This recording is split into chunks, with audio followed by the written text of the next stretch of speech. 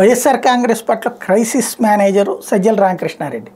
ఏదైనా అంశం మీదన దూకుడుగా మాట్లాడాలంటే పేరుని నాని, తిట్టిపోయాలంటే కొడాలి నాని, అర్థమయ్యేలా ప్రజలని పార్టీ స్టాండ్ చెప్పాలంటే సజ్జల రామకృష్ణారెడ్డి. ఇప్పుడు సజ్జల రామకృష్ణారెడ్డి ఏదైతే తాజాగా తెలుగుదేశం జనసేన బీజేపీ సభ మీద వ్యూహాత్మకంగా మాట్లాడుకొచ్చారు.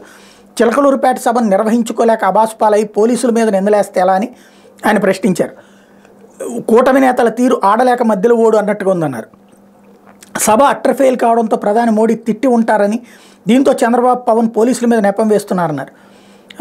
రాష్ట్ర విభజన నేపథ్యంలో 10 ఏళ్ల క్రితం 2014లో జరిగిన ఎన్నికల్లో వీళ్ళ ముగ్గురు తిరుపతిలో ఒకే వేదిక మీద కనిపించారు.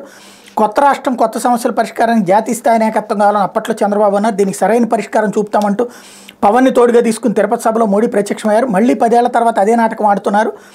ఆనాడు కొత్త పెళ్లి కాబట్టి కాస్తంత ఊపు మీద ఉన్నట్టు కనిపించారు. ఇప్పుడు మాత్రం ప్రజల్ని మోసగిస్తున్న ఛాయలు వాళ్ళ ముఖాల్లో కనిపించాయి. 2014 టీడీపీ జనసేన బీజేపీ కలిసిన కేవలం 1% ఓట్ల తేడాతో అధికారంలోకి వచ్చారు. నాడు నేడు ఇచ్చిన ప్రత్యేక హోదా, నాడు వారిచ్చిన ప్రత్యేక హోదాతో సహా మిగతా హామీలన్నీ ఏమయ్యాయి? 3 ఏళ్ల తర్వాత విడిపోయి బండబూతులు తిట్టుకున్నారు. చంద్రబాబు ఏకంగా మోడీ కుటుంబాన్ని గురించి కూడా మాట్లాడారు. ఈరోజు అదే చంద్రబాబు అవే పార్టీలను కలుపుకుని వేదిక ఎక్కారు. మళ్ళీ ఏ ముఖం పెట్టుకుని ఇప్పుడు ఒకే వేదిక మీదకి వచ్చారు.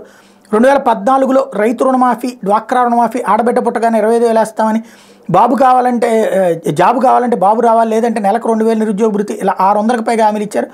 అవన్నీ ఏమయ్యా? చిలకలూరుపేటలో సంజయ్ ఇచ్చి ఉండాల్సిందే అంటూ రివర్స్ విమర్శ చేసుకొచ్చారు.